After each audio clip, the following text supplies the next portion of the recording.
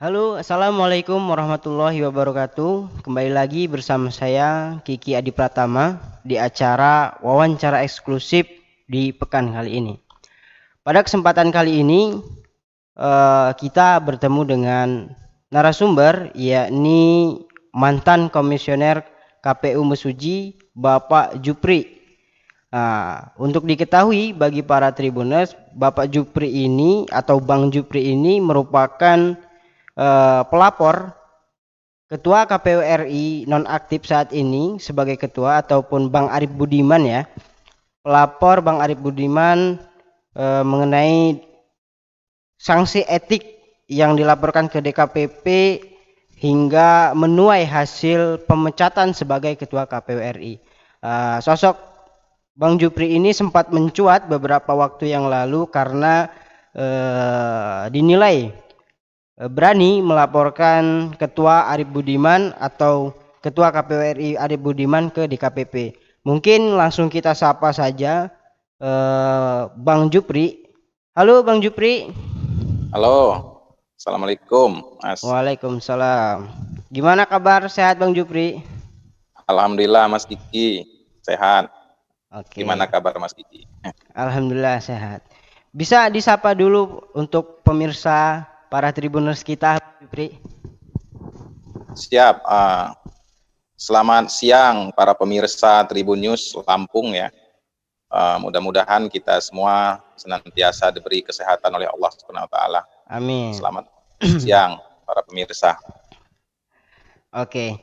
Bang Jupri, mungkin kan Abang Jupri ini adalah sosok pelapor gitu ya, yang memang beberapa waktu lalu itu sempat agak ramai diperbincangkan di berbagai media lah untuk pemberitaan. Mungkin apa sih yang menjadi persoalan Bang Jupri sendiri yang memang mengadukan Ketua KPU RI Arif Budiman ke DKPP sehingga adanya putusan pemecatan sebagai Ketua KPU RI? Bisa diceritakan bagaimana kronologinya itu Bang Jupri? Ya, terima kasih Mas Kiki dan pemirsa sekalian. Itu kan berangkat dari komitmen kita bersama sebagai suatu bangsa, kita sebagai anak bangsa, kita berkomitmen dari awal bahwa demokrasi itu harus berjalan sebagaimana mestinya, kan gitu.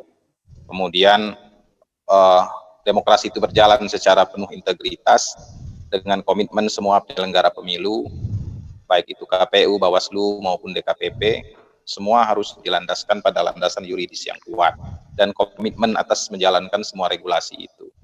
Nah, itulah sebenarnya yang pertama kali meneguhkan hati saya sebagai mantan komisioner KPU.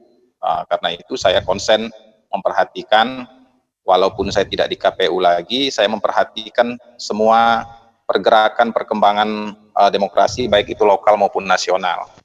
Jadi saya memperhatikan secara universal, saya memperhatikan kualitas demokrasi kita.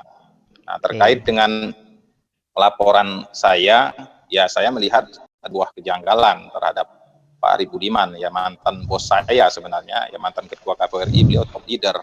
Di berbagai kesempatan, baik langsung maupun tidak langsung, beliau selalu menempa kita, menempa kami-kami ini termasuk saya, bahwa kita setiap melakukan kegiatan yang terkait dengan demokrasi, kepemiluan, pelaksanaan pemilu dan pilkada, tidak boleh lari dari namanya platform berdemokrasi, yaitu regulasi, dalam hal ini peraturan undang-undang dan peraturan-peraturan yang di bawahnya gitu kan. Nah, itulah yang menjadi komitmen. Namun di dalam perkembangan ada hiruk pikuk secara nasional ya. Yang pertama adalah diberhentikannya Bu Epi Novida Ginting selaku komisioner KPU RI ya pasca pemilu 2019. Sebenarnya untuk Bu Epi saya hampir tidak begitu update memperhatikan, karena saya sibuk memperhatikan persoalan pilkada di daerah ya, pemilu di daerah juga. Tapi setelah beliau dipecat, berarti kan sudah merupakan kekuatan suatu keputusan yang bersifat final dan mengikat. Itu dalam Undang-Undang 7 yang kita pakai saat ini gitu kan. Tapi dalam perjalanannya Bu Epi tidak menerima itu, beliau melakukan banding, mengajukan gugatan Petun Bang ya. Iya, beliau ke Petun dan dalam prosesnya beliau menang. Nah, di dalam proses beliau menang ini tentu kan kita tunggu jawaban presiden kan. Nah, langkah presiden kan adalah tidak banding, tetapi presiden menerima putusan itu dan memberikan Kepres nomor 83 itu mencabut Kepres 34 tentang pemberhentian yang pertama beliau kan. Kemudian langsung karena kemenangan Bu Epi itu langsung mencabut presiden langsung mencabut karena tidak banding langsung mencabut Kepres 34 itu. Tetapi kita kan juga memperhatikan secara detail ya, Mas Kiki ya, bahwa regulasi itu tidak serta-merta Kepres itu kan, tidak serta-merta mencabut. Berarti Bu Epi ini diambang antara beliau ini komisioner dengan tidak, itu menurut persepsi saya. Nah, awal mulanya kita ini kan ada diskusi di grup ya, grup alumni KPU yang juga ada teman-teman komisioner yang masih aktif baik itu Bawaslu maupun KPU di Selampung, itu langsung memberikan berita itu dan termasuk ada yang nge-share surat Pak Arief Budiman. Nah, Pak Arief Budiman itu ada poin keduanya yaitu surat 663 itu.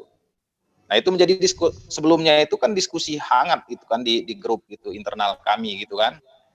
Nah, ini kenapa kok Pak Arief Budiman beraninya gitu kan, sementara Kepres itu hanya mencabut, tidak langsung serta-merta itu langsung mengangkat gitu. Karena dalam undang-undang yang saya baca, Mas Diki, dalam undang-undang itu yang mengangkat KPU RI itu, anggota KPU RI itu adalah presiden berdasarkan Kepres. Bang, ya? Kan, iya, kalau KPU daerah, KPU provinsi maupun KPU kabupaten kota memang ketua KPU RI yang mengangkat gitu kan.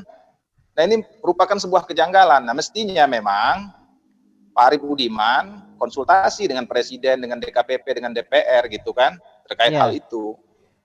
Nah, kita memang sebelumnya setelah itu digugat, itu Bu Epi melakukan langkah-langkah hukum selanjutnya, memperhatikan siapa yang menemani kan gitu. Kok ada dalam berita, saya lihat di beritanya bahwa ada Pak Arief Budiman di situ. Saya melihat dan memikirkan bahwa pasti ada korelasinya antara Pak Arief Budiman menemani dengan segera membuat surat 663 itu. Ini kan sebuah kekacauan regulasi pemilu menurut saya gitu kan. Nah, karena nggak mungkin Pak Arief Budiman akan saya tegur atau saya sampaikan kritik kemudian langsung diterima, langsung dianulir kan nggak mungkin. Nah, melainkan kita daripada salah dalam melangkah, lebih baik melalui prosedur ya kita lakukan pengaduan ke DKPP. Kira-kira gitu, Mas. Oke. Artinya Bang, pelaporan kita ke DKPP itu murni atas melihat hiruk pikuk tadi yang sudah dijelaskan tadi. Memang ada faktor lain itu Bang? Ya. Murni, tidak ada faktor lain. Itu adalah keterpanggilan jiwa saya dalam mencintai sebuah demokrasi ya. Ya mungkin karena saya ditempa di KPU selama 10 tahun itu, komitmen menjaga integritas penyelenggara pemilu itu sangat kokoh gitu kan. Saya merasa bahwa sebuah keterpanggilan ini kalau dibiarkan itu kan bisa saja menjadi liar juga pada peraturan teknis di bawahnya, kira-kira gitu kan. Bang, itu kan Abang melaporkan Ketua Arief Budiman itu ke DKPP. Apakah itu memang Abang memang didampingi oleh tim hukum itu Bang? Saya melaporkan sendiri dan atas nama warga, atas nama masyarakat ya. Dan itu dibolehkan dalam undang-undang. Nah, pada waktu saya melapor dan konsultasi ke orang-orang hukum tidak secara formal dan saya tidak meminta pendampingan hukum, tapi pada waktu sidang pertama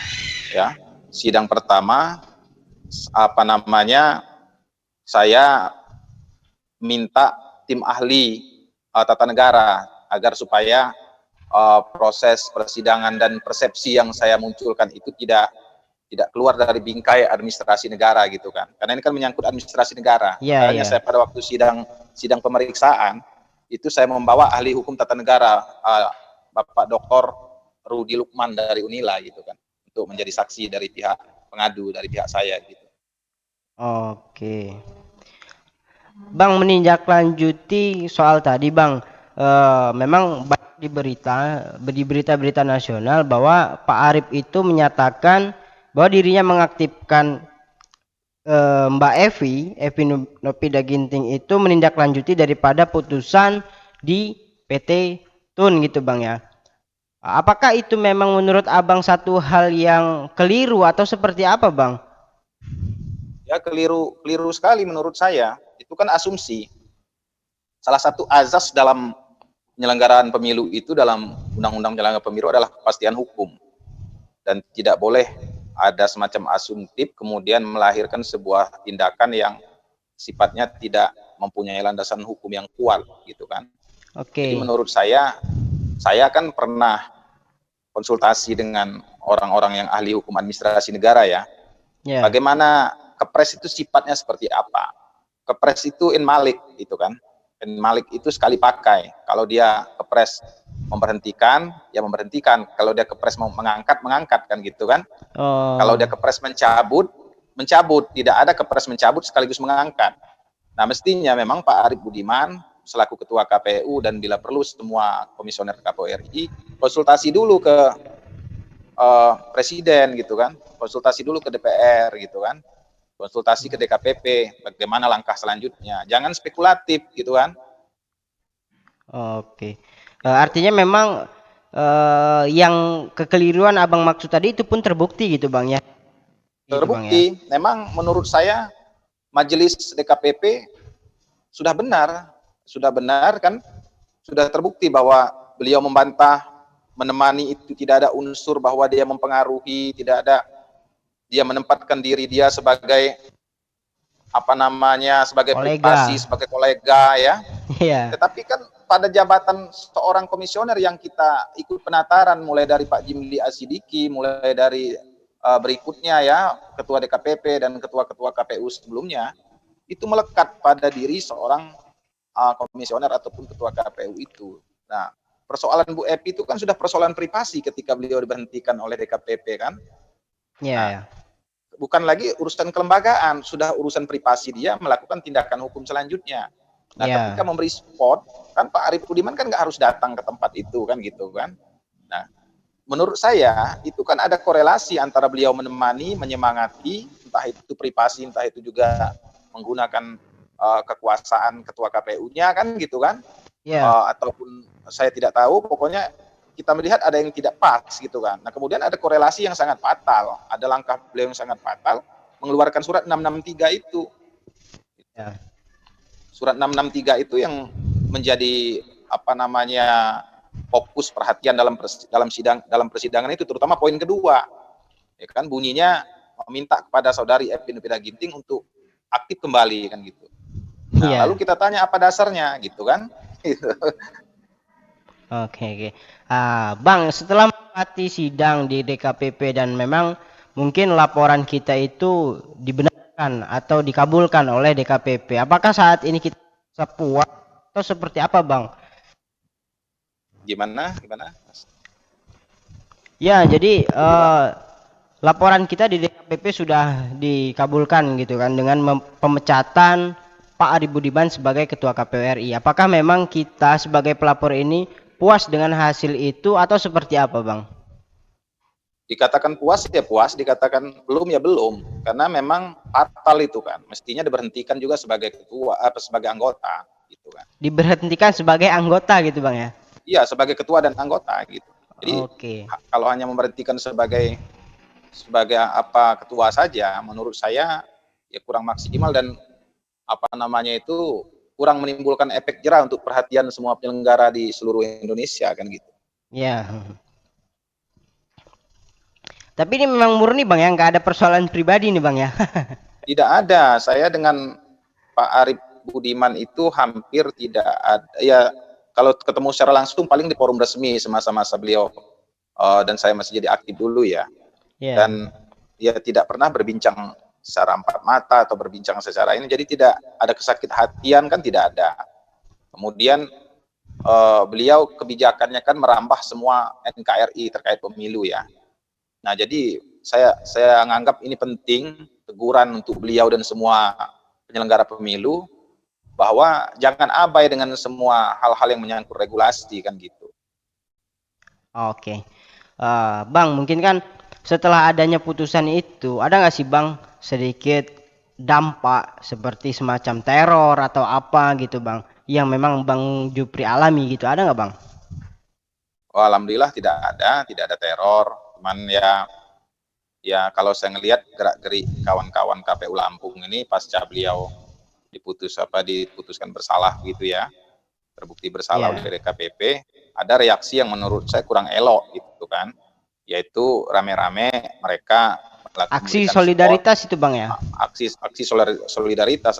Penyelenggara pemilu tidak boleh, tidak dibenarkan seperti itu karena dia bukan ormas kan gitu kan, atau Ya. partai politik. Karena penyelenggara pemilu itu fokus pada pelaksanaan teknis regulasi, bukan melakukan improvisasi, ya kan?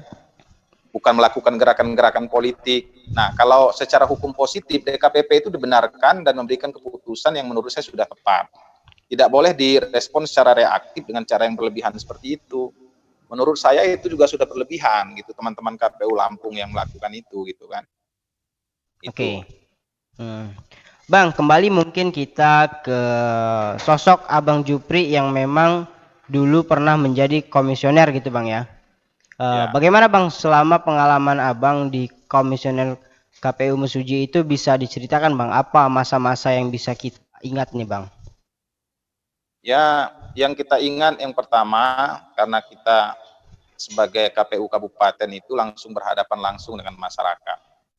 Ya, betapa antusiasnya masyarakat di dalam menyambut kehadiran kita ya, ataukah kita pernah sosialisasi atau melakukan pertemuan-pertemuan dengan tokoh adat, tokoh masyarakat, tokoh pemerintah di jajaran kabupaten sampai desa ya. Dan itu kan artinya pemilu pilkada itu, KPU itu dianggap sebuah bagian yang sentral gitu kan kalau saya memaknainya. Karena itu harus kita jaga kan gitu, harus kita jaga kredibilitasnya, integritasnya ya kan. Jadi di dalam konteks pelaksanaannya kita yang selama ini ditempa dengan bahwa kita setiap ada kegiatan, ada sebuah regulasi ya kan, itu tertanam gitu kan, tertanam, dan kita sampaikan, kita kabupaten sampaikan kepada PPK, PPK sampaikan kepada PPS, sampai PPS ke KPPS ya kan, mendidik agar tatanan demokrasinya betul-betul tertata sesuai dengan etika dan estetika, kemudian dilandasi oleh regulasi. Nah, karena itu top leader di KPU itu, baik itu provinsi maupun pusat, itu juga harus menjaga integritas itu dengan memberikan contoh-contoh yang baik gitu kan. Itu harapan kita. Oke, Bang, kemudian kan selain kita itu pernah menjadi komisioner KPU Mesuji, juga kita pernah dulu mendaftar menjadi komisioner KPU provinsi gitu Bang ya. Iya benar. Tapi sempat terganjal atau seperti apa nih Bang? Enaknya Bang, seperti apa Bang? Saya menganggapnya sebuah proses yang sudah saya lalui, kemudian ya saya menggarisbawahi hal itu biasalah dalam kompetisi kan. Saya menganggap ngambil jalan baiknya itu untuk ketenangan semua adalah bukan rezeki kan gitu, belum saatnya kan gitu kan. Mungkin yang sedang beruntung ya teman-teman yang hari ini sudah menjabat gitu kan. Nah, jadi saya nggak mempersoalkan itu gitu kan. Tapi dalam Ya. perjalanannya ada yang menggelitik beberapa persoalan sampai adanya yang diperhatikan, sampai ada yang diberhentikan DKPP juga secara etik karena mungkin diduga ada permainan terlibat dalam hal seleksi itu kan gitu kan. Ya. Mungkin Mas Kiki dan teman-teman kan tahu persoalan mengenai seleksi di Lampung kan. Hanya saja saya pada saat itu, saya kan kalau langsung menggugat itu Mas, itu kecenderungan tendensinya seolah-olah persoalan saya karena nggak lulus gitu kan. Makanya Ya. saya biarkan teman-teman yang lain aja yang sudah memperhatikan itu kan. Saya lebih fokus kepada hal yang sifat objektif aja gitu kan. Nah, tapi kan di dalam proses persidangan etiknya, satu komisioner provinsi kan sudah diberhentikan DKPP karena ada persoalan etiknya juga kan gitu. Nah, intinya silakan masyarakatlah menilai bahwa bagaimana kualitas proses seleksinya, bagaimana bisa terjamin atau tidak. Tapi saya kalau yang untuk itu tidak saya persoalkan secara panjang, biarlah nanti ya menurut saya persoalan tes itu sudah masa lalu Mas, sudah nggak masalah gitu. Iya, iya. Bang, berarti kan ini juga kan dong Bang dengan kualitas penyelenggaraan pemilu yang memang mungkin baru saja dilaksanakan 2020 gitu Bang. Kalau secara umum Bang Jupri yang mungkin pernah menjabat sebagai komisioner gitu kan, menilai seperti apa sih Bang kualitas penyelenggaraan pemilu kita ini Bang? Yang saat ini ya. Ya. Kalau yang mulai kalau kita runut dari awal mula terbentuknya KPU pasca reformasi itu, dan kemudian pernah bagus naik kan, kemudian turun ya, pernah dulu zaman almarhum Pak Mulyana Wikusuma ya sampai terlibat kasus itu kan. Nah, itu naik turun. Nah, kemudian naik lagi. Kemudian partisipasi juga ikut naik. Yang paling bagus sebenarnya pemilu KPU pada pemilu 99 kalau tidak salah ya, tapi belum KPU dulu, namanya panitia pemilihan ya. Nah, kalau pasca itu dan kita fokus pada hari ini, kualitasnya semakin menurun gitu kan. Yang paling makin menurun yang Bang bagus ya. menonjol itu ya, yang menonjol itu menurut saya kita harus fair ya. Itu di masanya almarhum Pak Husni Kamil Manik gitu dan kawan-kawan gitu kan, dilanjutkan oleh Pak Juri Ardiantoro gitu kan. Nah, kekompakan, kemudian saling menjaga dari pusat sampai daerah, kemudian alhamdulillah komitmen komitmen di dalam hal regulasinya juga kuat gitu kan, penataannya juga kuat, itu di zaman Pak HKM itu bagus. Nah, pasca sekarang saya akui dan rakyat sudah mengakui ya, kita juga sudah lihat ya, bukan menjelek-jelekkan ya, ini harus kita hormati. Bukan lembaganya yang salah Mas Kiki ya, untuk dipahami oleh masyarakat, tapi pemegangnya untuk saat ini katakanlah semakin menurun. Kalau menurut saya semakin mengalami degradasi, penurunan gitu kan. Degradasi Bang ya. Ya, degradasi atau penurunan kualitas terhadap integritas penyelenggara pemilu. Kita buktikan saja, ada yang terkena KPK kan, ada yang dipecat DKPP, kemudian ada yang hiruk pikuk di persoalan seleksi daerahnya ya kan. Ya harus diakui, negara yang seorang negarawan yang kuat itu sebenarnya harus mengakui titik lemah gitu loh. Jangan ego dengan bahwa saya tidak pernah bersalah, saya hebat, itu tidak bisa. Sebagai public figure harus berani mengakui kesalahannya. Kita belajar, saya pernah diceritakan oleh teman-teman yang pernah tinggal di Jepang ya. Negara-negara maju itu pemimpin itu kalau dia top leader, anak buahnya ada yang salah, dia harus tanpa proses hukum dia mengundurkan diri. Bahkan ada di sana yang sangat bahaya, kalau kita jangan ya, bunuh diri gitu kan kalau dia gagal gitu kan. Kenapa? Dia sudah gagal di dalam membangun public responsibility-nya, membangun tanggung jawab publiknya gitu kan. Nah, mestinya beliau ketua KPU RI mantan ketua KPU RI sekarang, ya sebelum ada kasus yang jauh lebih menimpa itu, beliau introspeksi, jangan malah justru melakukan pemertahanan, saya tidak bersalah kan gitu kan, padahal secara hukum positif DKPP sudah menyatakan beliau terbukti kan gitu, beliau bersalah gitu. Ya. Oke Bang, kalau untuk spesifik di Lampung nih Bang, menurut pandangan Abang seperti apa Bang?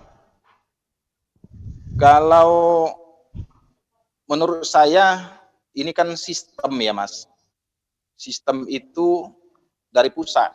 Hierarki gitu Bang ya?